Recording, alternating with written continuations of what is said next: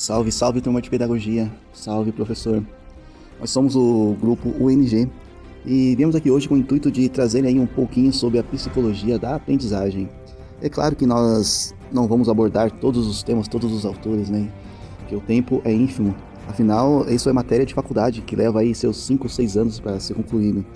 Então, o nosso intuito, nós debatemos entre nós e vamos pegar aí três grandes escolas, né? Da psicologia da aprendizagem. Então, representando a psicanálise, não podia ser outro, senão menos que Sigmund Freud. No behaviorismo, Dr. Watson. E para representar aí o que nós chamamos aqui no Brasil de socioconstrutivismo, vamos falar de Piaget e de Levi-Vygotsky.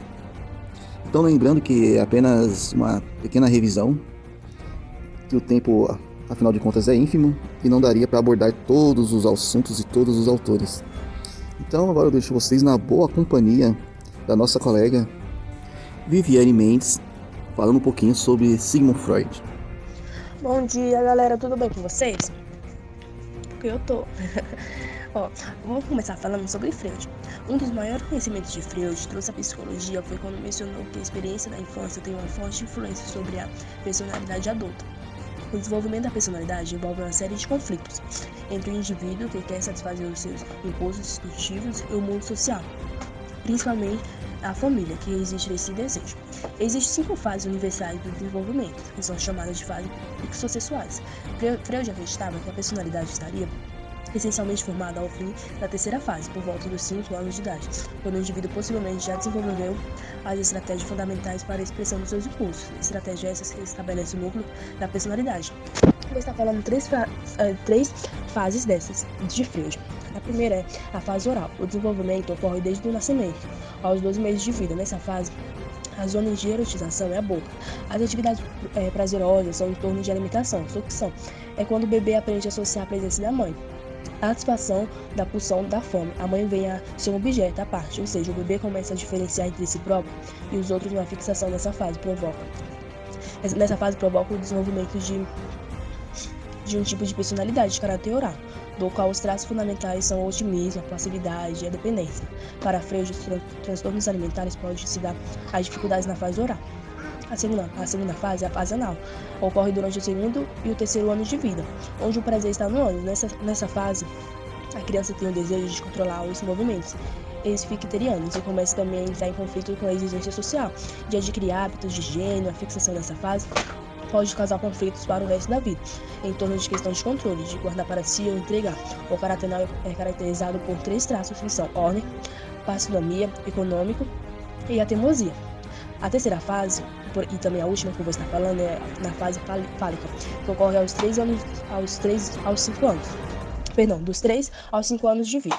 A área eugênia fundamental do corpo é a zona genital. Freud sustenta que nessa fase o pênis é o órgão mais importante para o desenvolvimento, tanto nos homens quanto nas mulheres. Por isso, Freud é fortemente criticado e causado de ser falocêntrico. O desejo de prazer sexual expressa-se por meio da masturbação, acompanhada de importantes fantasias. Nessa fase fálica também ocorre o complexo de Édipo, que consiste no menino desejar a própria mãe, mas por meio de castração abandona esse desejo. Igualmente ocorre com a menina, apenas inverte os papéis, onde o pai seria o seu objeto de desejo.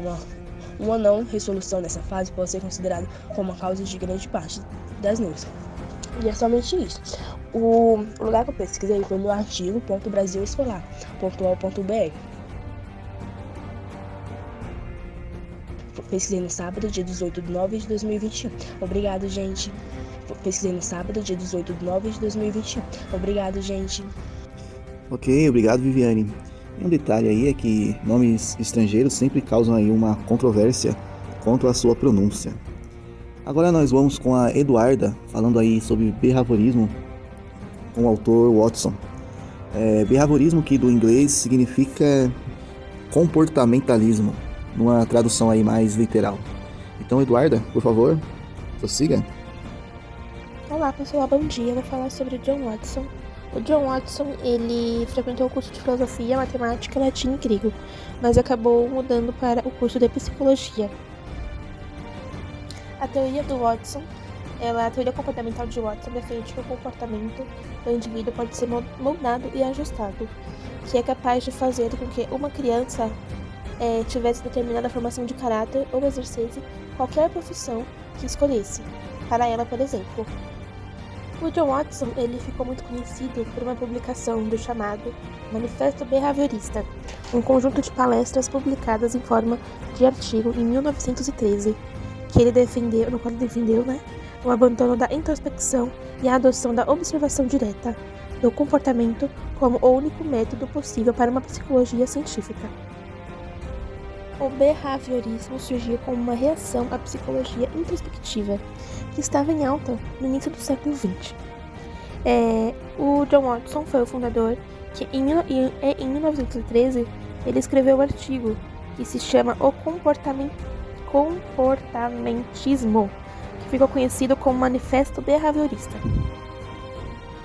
Os métodos de Watson eram o método de teste, o método de relato verbal, o método reflexo condicional. A observação constitui a base fundamental para os outros métodos. Agora eu vou falar um pouquinho sobre os sites que eu pesquisei sobre essas informações. O primeiro foi o Vitude, o segundo foi o SCIELO, o segundo foi o FRGS,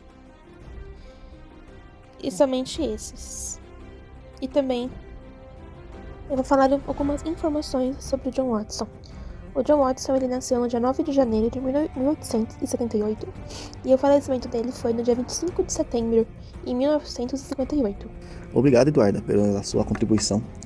E lembrando que o behaviorismo seria um método tradicional de ensino, onde o aluno que tem facilidade de aprendizagem, ele é recompensado. E o aluno que tem dificuldade, bem, esse sofre com o sistema, não é mesmo? Os países onde desenvolve esse tipo de sistema, podemos citar dois aqui, Japão e Estados Unidos, e não obstante, esses são os países campeões aí em suicídios de adolescentes, né? Então, uma consequência aí, onde a OMS liga diretamente a esse fato aí de fracasso escolar. Então agora nós vamos passar para o socioconstrutivismo com a Ingrid, e depois a Rafaela vai falar um pouquinho também. Então, Ingrid, por favor. Bom dia, pessoal. Agora eu vou falar sobre a psicologia da aprendizagem, segundo Piaget. De acordo com Piaget, as crianças possuem um papel afetivo na construção de seu conhecimento, de modo que o termo construtivismo ganha muito destaque em seu trabalho. Para Piaget, as crianças nasciam com uma estrutura mental básica, resultado da genética e da evolução. E ele acreditava que a criança compreendia a realidade através da interação com o mundo, ou seja, as crianças aprendem sobre o mundo por meio dos sentidos e dos movimentos. Então, o conhecimento e a aprendizagem da criança vem dessa estrutura, desses estágios, ou seja, é organizado através desses esquemas. Os estágios do desenvolvimento infantil de Piaget são 4, e as crianças só passam para a fase seguinte quando encerram o anterior. A primeira é o sensório-motor, do nascimento até os 2 anos.